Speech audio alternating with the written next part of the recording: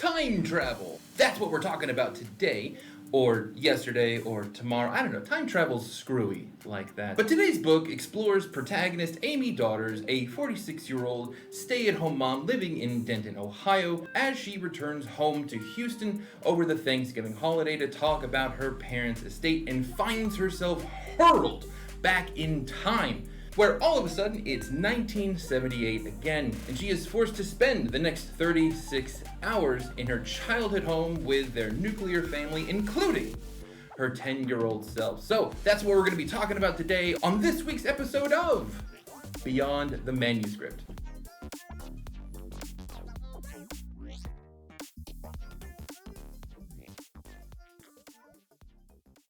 But before we get to that good stuff here, I need to introduce my guest for the week. A native Houstonian and a freelance writer for over a decade, she is the silver winner for humor in the 2019 Forward Indies and the overall winner for humor/comedy in the 2020 Next Generation Indie Awards. Please help me in welcoming my guest for today, Miss Amy Weinland Daughters. How are we doing today, Amy? I'm doing great, Cooper. Thank you so much for having me on. It is exciting. Yeah, like I was telling you, like right before the show started, you are our very first time travel book. And it's also a really unique take on time travel where a person not only goes back in time, but they get to visit their younger self, which I think is a big wish fulfillment for a lot of readers, I'm sure. But before we get into it, please tell us all about your book and how it came to be. Well, I think as a writer, I think everyone has an idea kicking around their head. And I wrote about American college football forever. That was kind of how I got my start in writing. And so I didn't really know if a book was an approachable thing for me. But I finally just kind of took myself seriously, sat down and started writing it. But I came in with the intention of writing a really funny back in time book. I thought, oh, it's going to be hilarious. I'll write myself back in time. We're going to use all the vintage stuff from the Sears catalog, and I'm going to research it thoroughly, which was my favorite part of the whole process. But then I realized if you're going to write yourself back to when you're 10 years old, and in the story, if your parents are going to be the same age as you as an adult, only they think you're a stranger, and so you're going to look at your childhood from the perspective of an adult and watch your 10-year-old self and your siblings. And oh my gosh, you're going to reinvestigate every memory and feeling you ever had. And so what happened, Cooper, is I thought I was going to write a funny ha-ha book, and I did. But I also wrote a catharsis, and I completely did not intend to. Nice, very cool. So one thing that was really that I do want to talk about specifically about the writing of this book was the fact that you were writing from a incredibly different time period that you lived through. And I've kind of done something similar in my own writing where I'll write about a different time period of like, me back in high school or whatever. And like so for me, my memories are like super clear and I can talk about stuff that happened, stuff that was really important to me. But for you, was there any kind of particular challenge on kind of translating the past for future readers, like someone who didn't live through the 70s or 80s, like describing stuff back then is kind of like talking about a whole different country or a different world half the time. So what were some challenges with kind of portraying the past both realistically and descriptively? Right. And I didn't know that was in my wheelhouse, Cooper, because one of the things that I enjoy, like I love history, I love vintage stuff. And so I just drew on that passion. And I literally spent so much time researching the details of the scenes, everything from my childhood home. I pulled up in like a 70s resort in Ohio. I wrote the interior house. I took a VCR with me and the family videos. I immersed myself in this world to where I could describe it detail by detail. I did that the same thing with that advertisements, the products that I saw when I was back in time. And so describing those became, I realized that was something that I was kind of handy at doing that I didn't know I could do. Because I had so many people read the book and say, oh my gosh, I felt like I went back in time with you, which was such a compliment because I didn't know I could those kind of memories. So the challenge in doing all that was I had such a huge amount of information that I wanted to share with the reader. And luckily, I had an editor help me pare that back to be not too much, but maybe just enough to where people felt like they were in 1978, but they weren't stuck there, maybe. And so another thing too is that this book is, it has a lot of humor in it, and so for you, what goes into creating something humorous, especially in I guess you could say even a long form medium such as writing a book. How do you know when to differentiate? Okay, this needs to be a serious moment. This could have some levity. Does it have to be either or? Can they be combined? Tell us about that process. Well, I think, you know, finally I've learned through this book, and this is one of the gifts of the book to me, is to rely on my humor and trust it. And because at first I sat down, I was like, oh, you can't say that, you can't say that. And I finally just let myself go. And my favorite thing about the book is how there'll be something really funny, something in my voice that's funny, and then there'll be like a very poignant emotional moment that gets zinged in. And I think that combination is what makes the story really good. It's because that's what life is. Real life. The humor's not timed out in a way that makes a lot of sense, but humor kind of lifts us out of stuff. Humor like makes us think about things maybe we wouldn't have thought of, and it works into our lives naturally. And I think that's what ends up in the book, because I think it's not that I'm a great writer. I am funny, but I think I used my inside talents, the talents I had. I danced with who brung me to the dance is what I did. And when I finally started trusting that inner part of me, that's when I think that's when the story became a successful humorous story. Do you have a favorite joke in the book? They were like, oh, when you were writing it, and you were like, oh, this is great. I need to make sure my editor knows I can never cut this out. Is there anything particular, like a line that you remember in the book? That you're like, I love this and I want to keep it. Oh yeah, I mean there were several, but that's funny you say that because everybody who's been through the writing process knows that you got to kind of fight for your commas and your couple scenes that you when the editing people come through and try to mow down your stuff.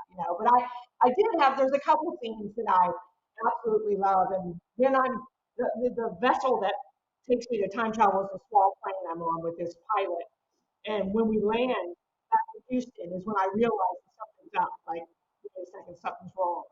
And one of the first things I realized is I woke up, I'd been sleeping in the plane, and I realized I'm wearing something different than what I wore before.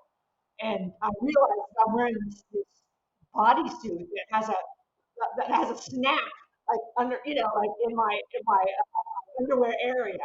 And there's a line that says, I go into this whole thing about secret feelings, and I'm like, you see, my crotch was snapped shut. I mean, it's a great line. That's one of my favorite lines. And I actually did the audiobook. I was the narrator of the audiobook. I stopped several times. I mean, this is after a couple of years, and I read the book like, you read your own book to where you never want to read it again. And we still had to stop because I still thought it was funny. Yeah, it is funny where because I can't remember the author I was remember talking to before, but he also narrated his collection of short stories. And one of them is really profound, but it's also very descriptive in like intimate moments, if you can understand what that means. And he didn't know that when he wrote it like 5 years previously, that he would then be like in a booth someday with like five people looking at him through glass, and he has to describe, a very intimate act in doing so. And he's just like, I was red faced, and I knew if I looked at them, I would just laugh, and I would have to do it again, so I didn't look at them. Like, that little stuff like that is where it's funny how when you're actually in the moment of writing something, you don't really know how far the ripples are really going to go once it's published. Right. And especially a first book. I mean, I had zero confidence that this was going to be a book. I remember meeting with the first editor and I was like, so do you think it's like a real book? And she's like, I don't understand your question. I was like, no, do you really feel like it's going to be like it's a real book? And she goes, why are you having this meeting? I was like, but you're right though. Who knew that, I was going to sit in a studio and do an audio book when I was sitting cracking myself up at the Sears catalog trying to write this book? And you're exactly right. And that's part of the magic. But at the same time, you almost are held accountable for all the words you thought you were saying in private. Yeah. It's funny how you mentioned where like when you go to your editor and you're like, is this a real book? And then you're just like, what do you mean? I deal with real books all the time. And you're like, no, no, no. What's a real book? You know?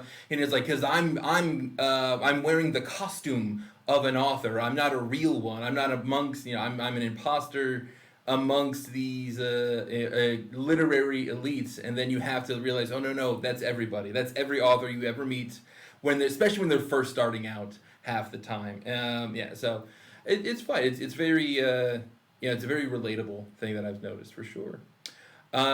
Yeah, so this book has to do a lot with memories and in the act of remembering itself. Do you believe that we have any real control over what we remember, or like how do we remember, or like how do we store memories specifically?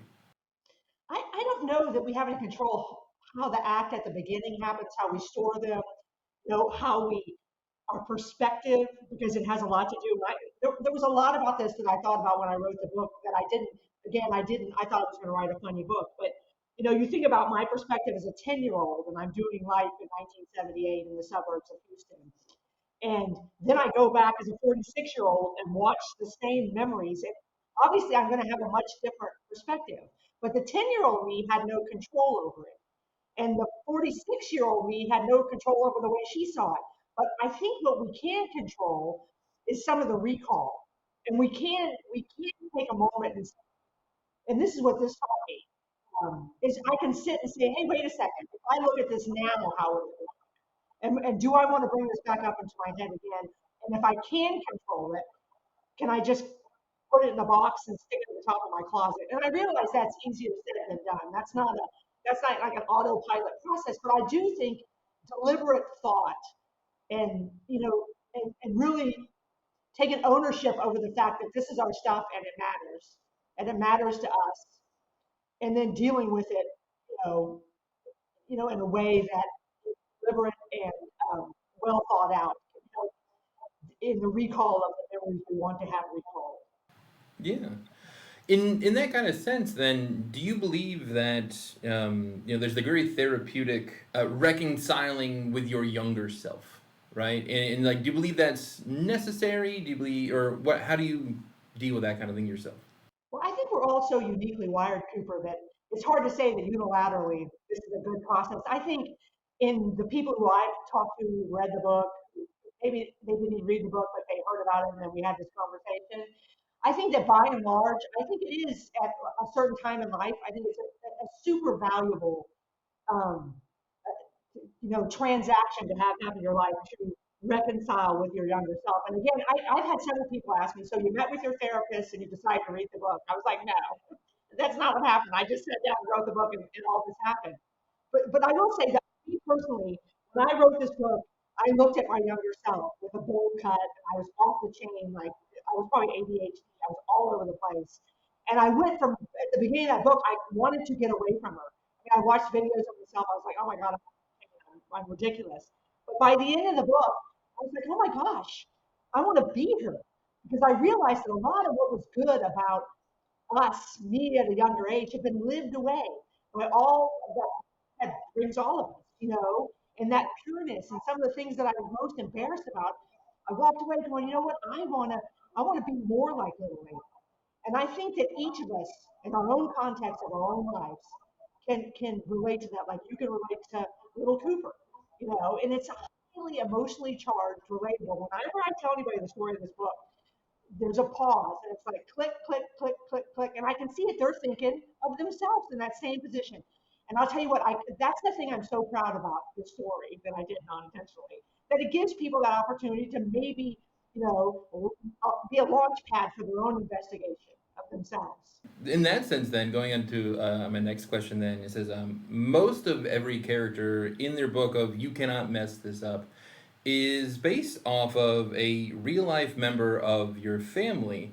Do you want to talk about the balance of creating what is technically fictional characters, but while still staying true to their real life personalities? Right? And that was super tricky. And I didn't realize, again, as a first book, if you're going to go all feelings.com, I mean, that makes it even tougher. If you're going to write about people you don't know anything about, That's one thing. But if you're going to put your people out there, and then I put them out there. Like you said, these are real people, real characters, and I basically inserted dialogue into their mouths because the dialogue, there's no way I can remember all that as a kid. So a lot of even the scenes are things that I can remember as a kid.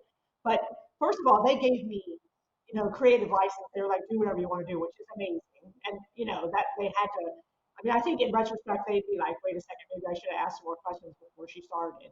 Um, but yeah, that was completely difficult and fraught because these are current relationships I have too.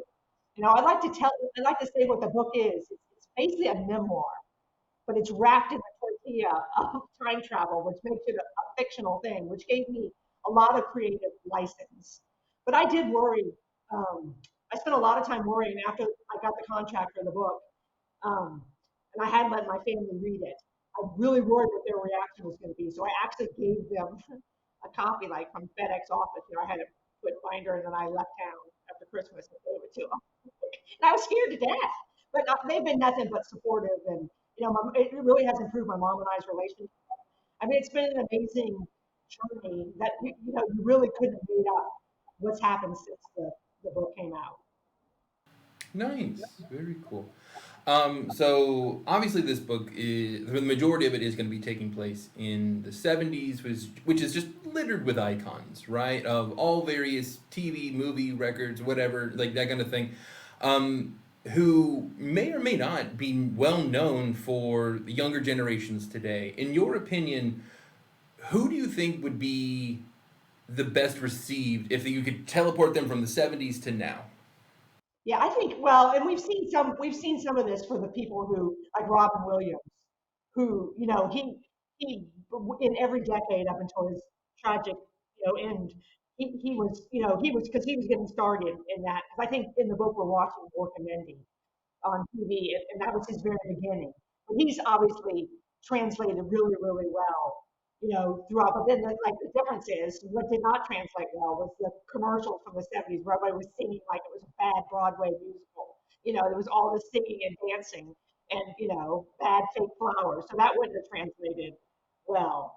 I think it's funny though because it's a hard question because I think just like fashion, music, it all swings back to the records. A lot of that stuff is popular right now. So it translates well because that's what the pendulum does, for fashion and art and music and all those things. The concept reminds me of David Mitchell. If you know him, he's the guy who wrote Cloud Atlas. He had a book come out a couple years ago called Utopia Avenue about his like exploration of the world of Soho, London.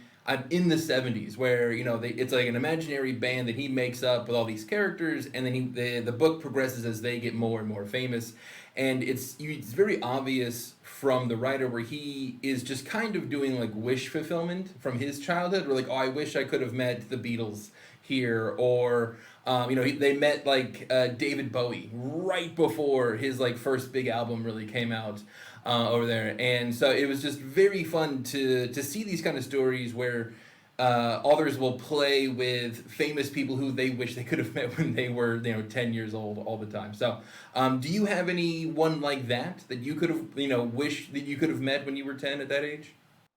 Oh, I would have loved to meet. Well, first of all, the casting of the Brady Bunch. I mean, if you could have hooked me up with that, I would have been so excited. I'd have been all over that. But I'm a sports fan, so then I would start putting people on the Houston Oilers or the Washington Redskins. I would have been all about that. But I think, Donnie Marie, I would have flipped out over that, for sure. And then I like history, so I would have wanted to meet the president, but I would have wanted to go back and meet earlier presidents. And that's a great question, though. It reminds me of Forrest Gump. That movie, Forrest Gump, there's all those things he's a part of. Almost, wouldn't you have loved to have written that? Sitting in a room saying, let's create the smiley face t-shirt.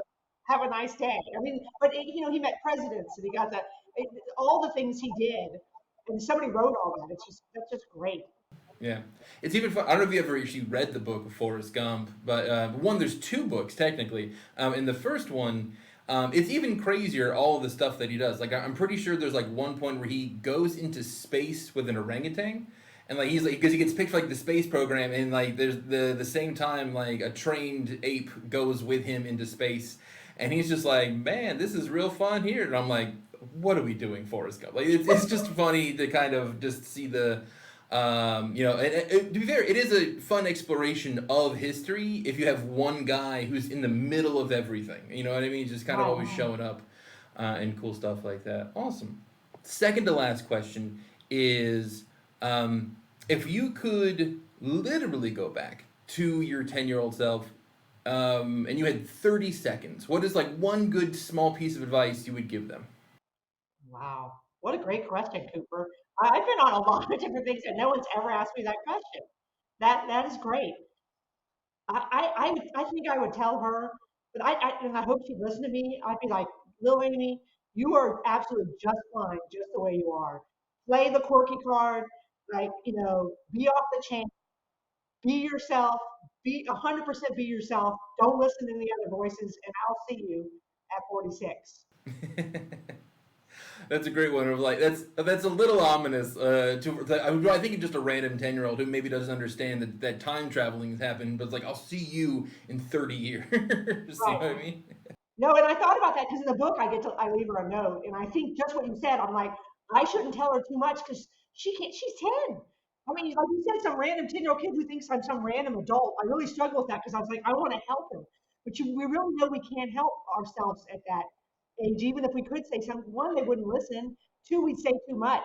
We want to say something profound, and our little kid self's like, where's the Hot Wheels? Let's But go. again, I'm also thinking a very funny situation of like because if you're if the time travel rules of like you can only talk to yourself, no one else, right? And you're a little kid at the time, and you're trying to be like prevent a tragedy of like, hey, the Challenger's gonna explode unless you do these things, and they're like, I'm 10, I can't do any of this stuff.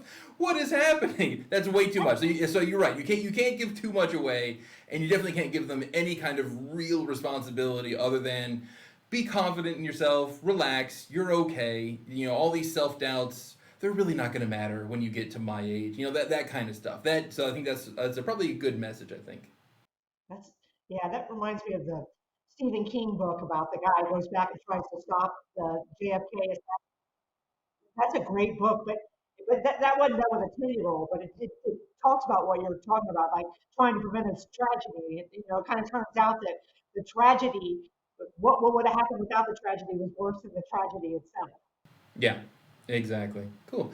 All right, Amy. What are you working on now? Now, I do have a third book idea, but I am working on. I have a keynote speech on my second book, so I'm doing that. I'm right in the middle of a whole bunch of stuff. So I'm about to kick off. My youngest child is about to go to college. I work from home, so I'm about to take a hard right turn, Cooper. And so I've got a big writing project planned for the fall. I'm excited about that. So I'm hoping to talk more about that once I get it rolling. Cool. Well, we'd love to have you back on once it comes out. Thank you so much. I would love that. No, great. Last thing here. Where can people find your stuff? If you go to amydaughters.com, that's my website. It's got links to both books, information about me, exciting content, provoking stuff. But yep, that's it. Very cool. All right. Well, that is going to do it for this week's episode of Beyond the Manuscript, which, of course, is powered by manuscripts where you never write alone. I want to thank my wonderful guest, Amy Daughters, for coming on to the show today. Amy, thank you so much. Well, thanks for having me, Cooper. I really enjoyed speaking with you. Thank you.